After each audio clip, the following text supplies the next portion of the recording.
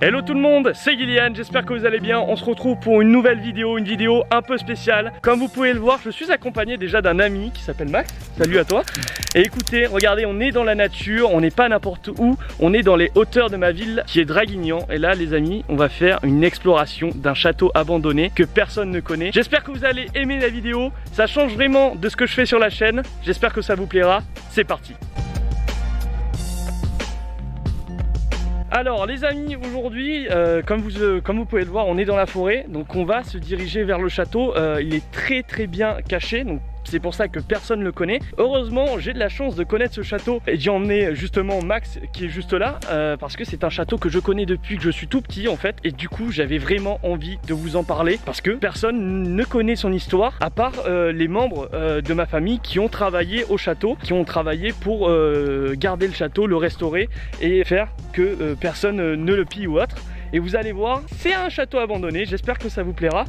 Et vraiment, ça change de ce qu'on fait d'habitude sur la chaîne et ça me fait vraiment plaisir de faire cette vidéo. Donc du coup, comme vous pouvez voir, on est totalement dans la forêt et je voulais un peu vous parler du château avant qu'on arrive. Donc c'est un château qui date vers la fin du Moyen-Âge à peu près, donc c'est un château, pas un château fort du tout, c'est plus un château d'apparat, donc c'est un château pour montrer que c'est justement un beau château. Il y avait un jardin très beau dans le château, il y a beaucoup de bâtiments, il y a une chapelle, il y a justement la zone principale, il y avait aussi pas mal de petites zones en plateau. Donc actuellement on est dans le Var, en fait Draguignan est dans le Var, donc vous savez très bien que les oliviers on aime beaucoup ça. Les oliviers c'était quand même des arbres qui étaient vachement, pas vachement rares, mais qui étaient quand même pour les personnes qui avait un peu d'argent à l'époque. Et donc du coup ce château est vraiment sur les hauteurs de Draguignan, on voit toute la ville, je vous montrerai ça tout à l'heure d'ailleurs dans la vidéo. C'est très beau, c'est très sympa. Malheureusement le château, comme je vous ai dit, est à l'abandon, donc il reste plus que des ruines. Et aujourd'hui c'est ce qu'on va faire, on va visiter tout ça et j'espère justement que ça vous plaira. En tout cas ça me fait plaisir de vous parler d'histoire sur la chaîne parce que je suis vraiment un très gros fan d'histoire et j'espère que ça vous plaira. Donc du coup, maintenant le château se situe sur un terrain privé, donc j'ai réussi à trouver la personne à qui appartient du coup ce terrain ou sur lequel il y a le château qui est abandonné. J'ai réussi à le contacter, il a été très gentil avec nous et nous a autorisé du coup à faire cette vidéo. Donc je le remercie énormément justement pour ça et vous allez voir vraiment c'est totalement un terrain privé, donc si vous tentez même de rentrer sur le terrain, vous serez la personne qui possède le terrain peut porter plainte contre vous, donc faites vraiment attention.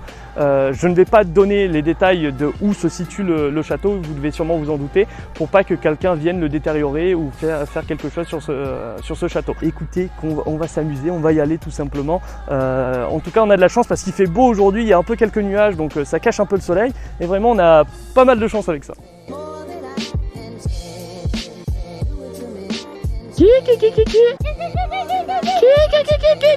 N'importe quoi. Bonjour à tous et bienvenue dans cette vidéo pour parler du sud, pour parler de la beauté des paysages. Il n'y a pas malheureusement de cigales, c'est le moment où tout est parti, c'est très dommage, on n'entend plus les cigales qui font couic.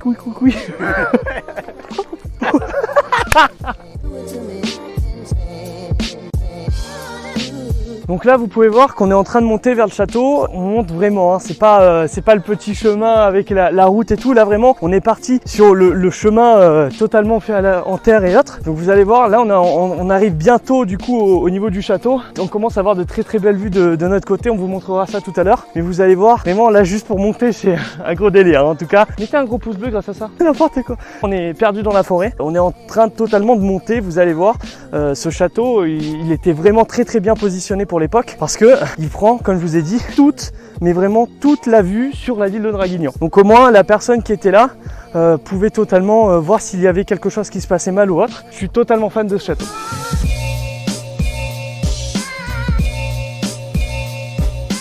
C'est bon, on y est enfin, on est au niveau du château. Donc bienvenue au château du roi René.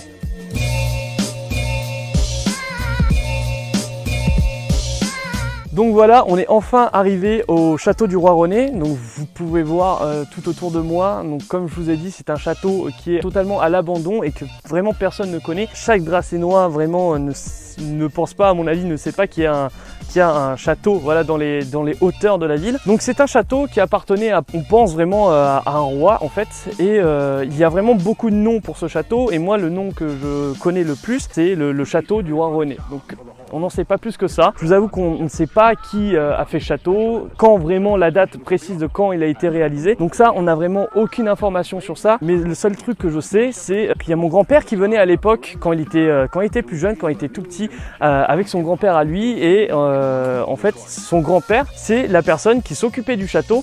Donc quand il a été mis à l'abandon, que personne ne vivait dedans, en fait lui s'occupait que personne ne rentre à l'intérieur, le pille ou fasse quelque chose à l'intérieur. Donc il avait les clés du château. En fait il y avait plusieurs portes et il pouvait rentrer dans la chapelle, dans la zone principale. Il avait vraiment tous les accès, et à l'époque, comme j'ai posé des questions à mon grand-père pour la vidéo, il m'expliquait que le château était vraiment très très propre, qu'il y avait encore des peintures sur les murs, vraiment des peintures qui datent de la période médiévale. Maintenant, ce qui est totalement triste, c'est que regardez, il reste quelques murs, pareil pour ce côté-là, et on va faire une petite visite de tout ça, et je vous reparlerai, on retournera sur l'histoire de mon grand-père tout à l'heure, mais vraiment, vous allez voir, moi ça me fait mal au cœur de voir le château dans cet état.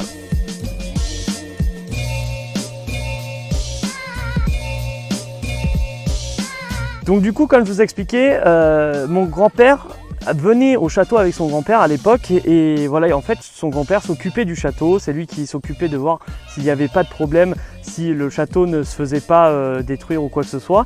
Mais un jour, comme toute personne, il a dû partir à la retraite, et c'est à ce moment-là que le château est vraiment parti à l'abandon, et il y a des personnes sont venues piller le château. Donc ils ont récupéré énormément de choses, donc il restait vraiment pas mal de pierres donc, du coup au château, parce qu'il était totalement neuf.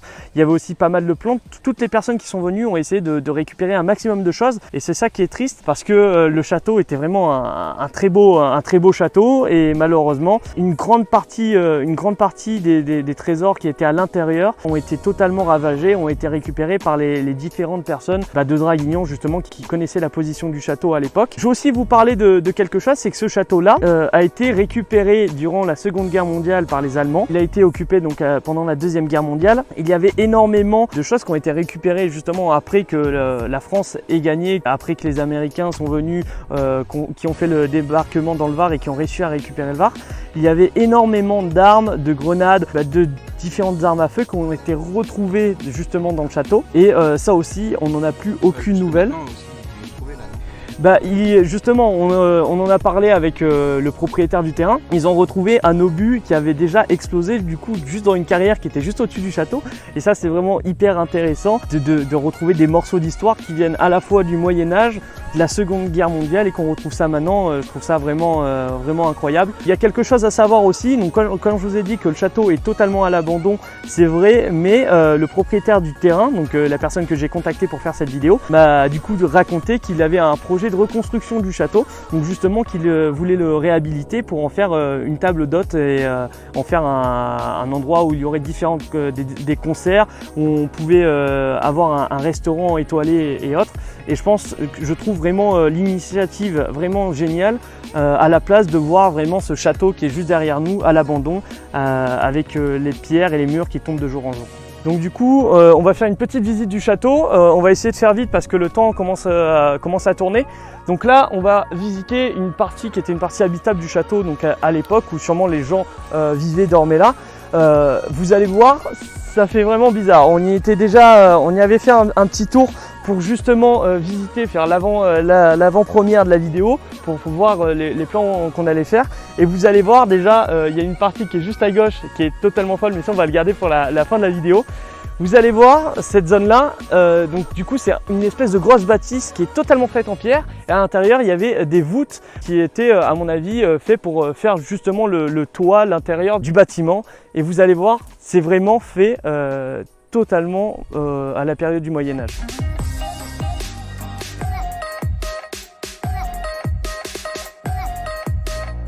Donc écoutez, là on se situe au niveau des restanques, donc c'est là où se situaient du coup les arbres, les oliviers, les rosiers et autres, vraiment les plantes rares du coup qui ont été plantées au château. Et là vous allez voir, vous savez que du coup comme je vous ai expliqué, le château était en ruine et malheureusement ce n'est pas totalement dû à l'homme et au temps, mais aussi dû à un incendie qui date d'il y a des dizaines et des dizaines d'années. Cet incendie a été fait, je n'étais même pas né à l'époque, ma mère était vraiment jeune parce qu'elle y allait justement avec mon grand-père à ce château, et cet incendie a brûlé des hectares et des hectares de forêt qui se situent tout autour du château. Et là justement pour vous montrer, regardez, on a un pied d'olivier donc qui date de cette période du Moyen-Âge, et regardez, le pied est totalement brûlé. Par exemple, regardez juste là, tout ça c'est du bois brûlé, c'est dû justement à cet incendie qui date d'il y a des années et des années. Malheureusement je ne connais pas la date précise de cet incendie malheureusement, mais ça a vraiment abîmé du coup les murs, les toits du château, parce que vous savez à l'époque on utilisait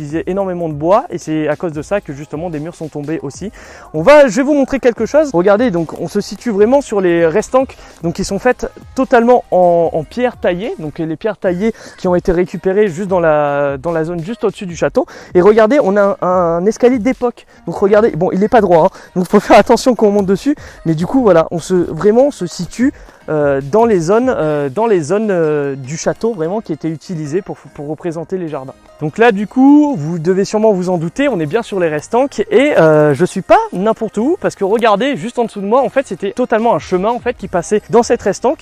Donc peut-être que c'est un endroit où il y avait quelques plantations, par exemple un jardin, et regardez vraiment le chemin est encore fait encore une fois en pierre taillée. Regardez ça, c'était bien fait parce que le chemin est totalement droit et tout ça date, comme je vous ai dit, de la période du Moyen-Âge. Ça fait plaisir de voir que c'est quand même, ce chemin est quand même en bon état. Il faut juste un peu nettoyer, mais à mon avis c'est très bien fait, parce que regardez, n'empêche, on a vraiment de très grosses pierres et tout ça est vraiment fait made in château du roi René. Vraiment c'est incroyable.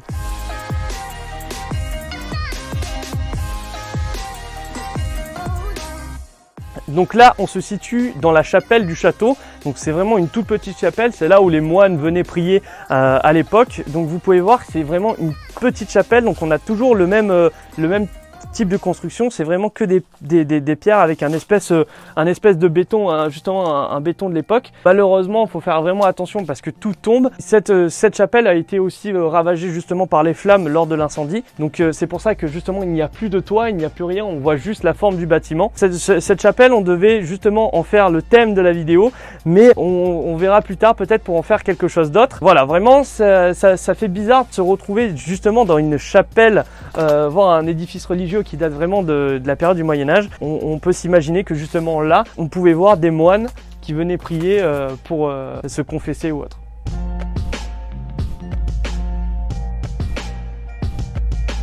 Donc voilà, c'est fini, on a enfin présenté ce magnifique château du roi René. J'espère vraiment que ça vous a plu. Ça m'a fait plaisir justement de vous parler de ma passion pour l'histoire. Je remercie en grande partie le propriétaire du terrain qui nous a ouvert le terrain pour visiter ce château. Je remercie aussi Max qui est derrière la caméra de nous avoir fait de magnifiques petits plans pour cette vidéo. Je vous rappelle, si vous pouvez me donner vos retours par rapport à cette vidéo, tout est dans les commentaires. N'hésitez pas, vraiment ça me ferait énormément plaisir d'avoir vos retours. J'aimerais vraiment refaire ce genre de vidéo sur la chaîne.